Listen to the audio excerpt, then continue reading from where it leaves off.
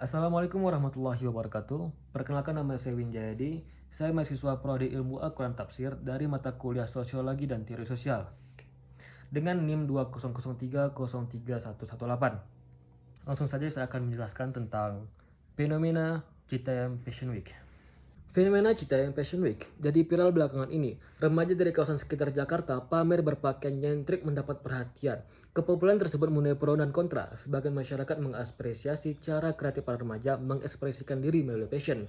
Tetapi ada juga yang menilai bahwa aksi para remaja ini mengganggu dan membuat kumuh kawasan Sudirman. Menurut saya, Citayam Fashion Week ini merupakan fenomena yang wajar. Hal ini didasarkan pada naluri manusia sebagai makhluk sosial untuk membentuk sekelompok sesuai karakteristik dan tujuan tertentu. Komunitas ini terbentuk oleh beberapa anak muda yang tinggal di seputaran Sudirman, Citayam, Bojonggede, dan Depok. Saya melihat keberadaan Citayam Fashion Week ini merupakan sarana para anak muda untuk mengungkapkan jati diri mereka secara jujur melalui sebuah fashion. Dan juga di sisi lain, perkembangan sosial media juga turut mempengaruhi keberadaan tren ini. Yang awalnya hanya seru-seruan dan biasa saja menjadi sebuah tren dan semakin menjadi-jadi. Sejak banyaknya media baik dari televisi maupun konten kreator yang mengabarkan tentang Citayam Fashion Week. Munculnya komunitas ini juga menjadi sebuah wacana baru bahwa fashion yang selama ini identik dengan kalangan atas namun bisa dilakukan oleh kalangan menengah ke bawah. Beberapa dampak positif dari kemunculan tren ini yaitu para remaja menjadi lebih memahami kehidupan bersosial, saling berinteraksi dengan sesama, saling menguatkan komunikasi. Bisa kita lihat dengan bagaimana damainya komunitas ini dan perkumpulan ini di Citayam Fashion Week. Tidak ada kerusuhan, tidak ada kontak fisik yang terjadi dan pastinya tidak menimbulkan kegaduhan pada masyarakat sekitar. Selain itu, dampak positifnya adalah kreativitas para remaja menjadi konten kreator di media sosial juga meningkat. Kehadiran mereka juga meningkatkan penghasilan pada pedagang kaki lima di sekitaran jalanan Sudirman. Beberapa dampak negatif seperti budaya buang sampah sembarangan dan juga banyak anak-anak yang cara berpakaiannya menjadi terbuka. Untuk meminimalisir pengurangan dampak negatif ini, maka perlu adanya kerjasama dari berbagai pihak, terutama pemerintah. Di sisi lain, kita lihat bahwa pemerintah sendiri, baik daerah Jakarta sampai Menteri Pariwisata juga, Bapak Sandiaga Uno, mengapresiasi kalangan anak muda yang berpartisipasi dalam Citayam Fashion Week ini. Dalam kajian sosiologi, apa yang terjadi di kawasan SCBD adalah salah satu gejala sosial di masyarakat, atau lebih tepatnya fenomena Citayam ini masuk pada fenomena sosial di perkotaan. Fenomena ini dapat diartikan sebagai gejala-gejala atau peristiwa yang terjadi dan dapat diamati dalam kehidupan sosial.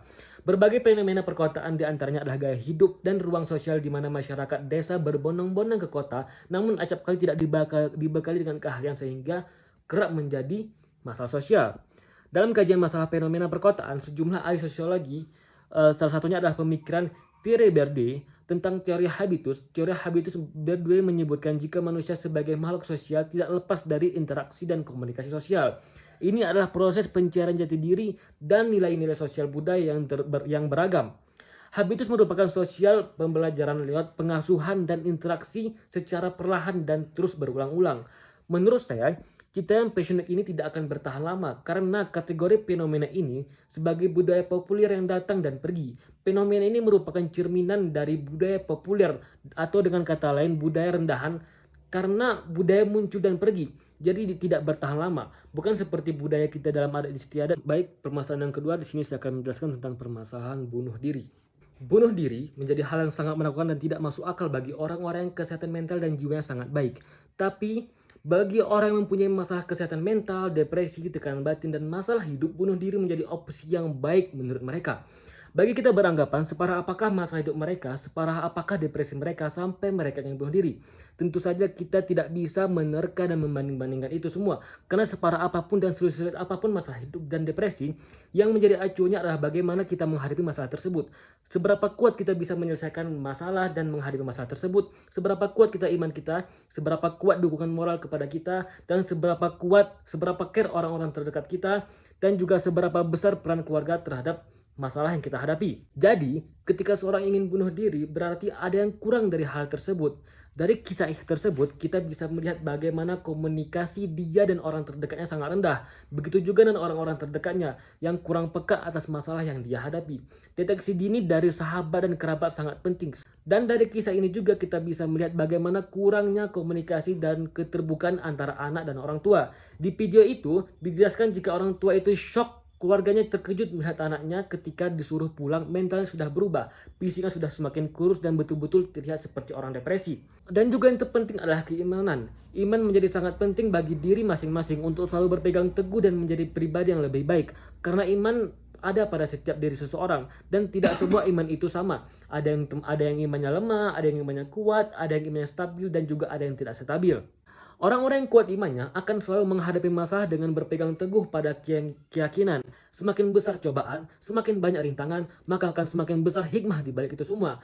Tetapi bagi mereka yang lemah imannya, menganggap masalah yang besar adalah ketidakadilan Tuhan terhadap hambanya. Mereka yang lemah imannya sering membanding-bandingkan dirinya dan orang lain, menganggap Tuhan pilih kasih dan tidak adil kepada makhluknya.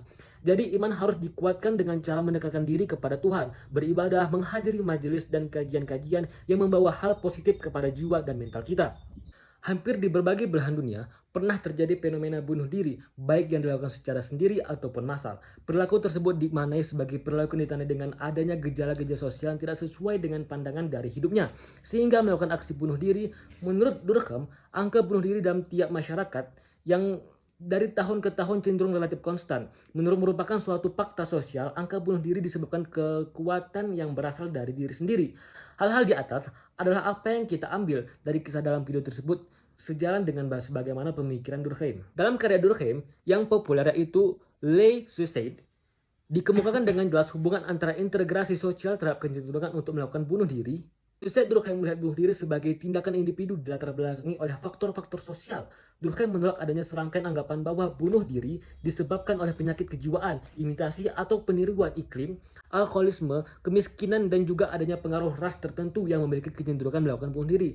Faktor sosial sangat mempengaruhi sekali mengapa seseorang melakukan tindakan bunuh diri. Segala bentuk integrasi sosial yang kurang atau berlebihan akan mempengaruhi terhadap tindakan dilakukan oleh manusia. Durkheim merumuskan 4 tipe bunuh diri, yaitu adalah egoistic suicide, yaitu suatu tindakan bunuh diri karena merasa kepentingan individu lebih tinggi daripada kepentingan kesatuan sosialnya.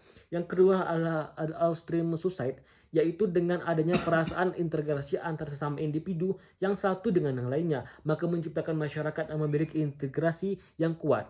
Yang ketiga adalah anomy suicide, yaitu lebih terfokus pada keadaan moral di mana individu bersangkutan kehilangan cita-cita, tujuan dan norma dalam hidupnya. Yang ketiga adalah fatalistic suicide, yaitu ketika terjadinya nilai dan norma yang berlaku di masyarakat meningkat dan terasa berlebihan. Bunuh diri dilakukan oleh orang atau kelompok tidak mengenal jenis kelamin, usia, asal-usul daerah, latar belakang, keluarga. Tindakan bunuh diri yang dilakukan dapat dijumpai pada laki-laki ataupun perempuan, tidak mengenal usia baik kecil atau sudah dewasa. Selain itu, daerah di mana ia tinggal juga bisa berasal dari tempat yang mana saja. Baik, kita akan lanjut kepada permasalahan ketiga, yaitu pencabulan santriwati oleh pengasuh Ponpes di Banyuwangi. Miris, itulah kata yang keluar pertama kali ketika mengetahui berita ini. Sungguh ini adalah pertanda bahwa tidak ada tempat yang begitu sangat aman dari pelecehan seksual dan pencabulan. Pesantren, kita mengenal pesantren sebagai satu atau pondok dengan tempat yang begitu kental akan nilai spiritual, tempat yang menjadi sumur-sumur ilmu, tempat yang aman dan tidak dari tindak kejahatan, tempat yang suci untuk ditinggali. Tapi fakta itu sangat terbalik di pesantren di Banyuwangi ini. Bagaimana tidak? Dengan 6 santriwati yang niat mereka menuntut ilmu agama, dengan niat mereka tetap terjaga lahir batin di pesantren tersebut, dengan niat terjaga kehormatannya di tempat tersebut, tapi malah sebaliknya, tempat itu juga menjadikan mereka hilang kehormatan, dengan kesucian, dan lebih mirisnya lagi, itu semua dilakukan oleh pengasuh pesantren. Pelaku pelecehan ini yang tidak lain dan tidak bukan adalah pemimpinan pengasuh pesantren ini, menjadi bukti bagaimana kalau pelaku memanfaatkan jabatan dan posisinya untuk melakukan pelecehan dan pencabulan. Pelaku juga dapat memberi ancaman dengan iming-iming dan bahkan beraninya mengatakan tindakan tersebut sebagian dari praktik spiritual. Fenomena atau gejala sosial yang sering terjadi ini dianggap merupakan suatu perilaku menyimpang atau yang kita kenal dengan penyimpangan sosial. Bruce G. Cohen juga mengatakan perilaku penyimpangan atau penyimpangan sosial merupakan setiap perilaku seseorang atau individu sebagai bentuk atau hasil ketidakberhasilan dalam menyesuaikan diri dengan norma atau peraturan yang berlaku. Penyimpangan sosial yang terjadi ini adalah penyimpangan negatif, yaitu sebuah perilaku menyimpang yang memiliki atau memberikan dampak negatif terhadap sistem sosial karena memiliki unsur-unsur yang sifatnya merendahkan atau menyebabkan hal buruk terhadap korbannya. Contohnya seperti pencabulan dan pelecehan seksual yang sifatnya merendahkan orang lain, dan orang yang mengalami kejadian buruk tersebut dapat terkena luka bukan hanya secara fisik namun juga mental. Kita lanjut kepada permasalahan keempat, yaitu konflik pembangunan masjid di Korea Selatan. Tentang penolakan dan adanya konflik dengan warga sekitar, tentu saja itu akan terjadi bagaimanapun rukunnya suatu daerah. Karena hidup bermasyarakat dan bersosialisasi, pasti ada terjadi gesekan-gesekan, apalagi jika bermasyarakat lintas negara dan agama seperti terjadi di Korea Selatan tersebut. Di berita dijelaskan jika awalnya masyarakat lokal dan mahasiswa muslim itu sangat harmonis dan hubungannya sangat ramah, sampai ketika mahasiswa muslim menjadi banyak dan bahkan berkerumun dan bermaksud mendirikan masjid. Banyak warga yang tidak setuju dan melakukan perlawanan sampai mengeluarkan kata-kata rasis serta poster-poster yang menyuruh mereka untuk balik ke negara asal. Islamophobia itulah yang terjadi di warga lokal. Dengan adanya pembangunan masjid itu menandakan bagaimana pesatnya pengaruh dan perkembangan Islam di kota tersebut. Seakan-akan menjadi ancaman bagi masyarakat lokal. Jika mengacu kepada alasan warga yang mengatakan kalau kegiatan mahasiswa muslim itu sangat mengganggu, mulai dari pengeras suara, keributan di malam hari, dan lain-lain. Apalagi pembangunan masjid ada di tengah permukiman yang membuat mereka takut lebih terganggu. Jika itu memang alasan mereka, ada baiknya dari mahasiswa untuk membangun masjid di tempat yang agak tidak berdekatan dengan permukiman. Karena bagaimanapun kita harus menghormati warga lokal yang telah lama tinggal di tempat tersebut. Bahkan jika membuat masjid di tempat yang jauh dari permukiman, akan lebih baik karena mahasiswa muslim lebih leluasa dalam hal kegiatan di masjid tanpa takut mengganggu warga lokal. Masalah tersebut wajar terjadi selama tidak ada gesekan-gesekan yang menimbul kontak fisik dan korban jiwa, karena bisa diselesaikan dengan komunikasi dan bahkan di pengadilan. Jenis konflik dalam video ini termasuk dalam kategori konflik agama, yaitu terjadinya kesalahpahaman karena kurangnya komunikasi antara warga lokal dan mahasiswa pendatang dalam rencana pembangunan masjid. Perlakuan diskriminatif warga lokal juga semakin menjadi-jadi saat pembangunan dimulai. Pagar rumah mereka dipenuhi oleh spanduk penolakan sehingga cercaan yang menyerang pribadi muslim. Bentuk konflik yang terjadi antara warga lokal dan mahasiswa muslim pendatang karena adanya kepentingan yang saling bertabrakan. Sifat konflik dalam video ini yaitu konflik konstruktif. Konflik ini muncul karena adanya perbedaan pendapat dari warga lokal dan mahasiswa dalam menghadapi suatu permasalahan pembangunan masjid. Resolusi konflik yang tepat menurut saya yaitu melakukan diskusi antar kedua belah pihak, seperti Imam Daejeon Islamic Center memberi pemahaman bagaimana ibadah muslim. Dia meminta warga lokal atau warga Korea di Daejeon agar menutup jendela setiap waktu sholat tiba.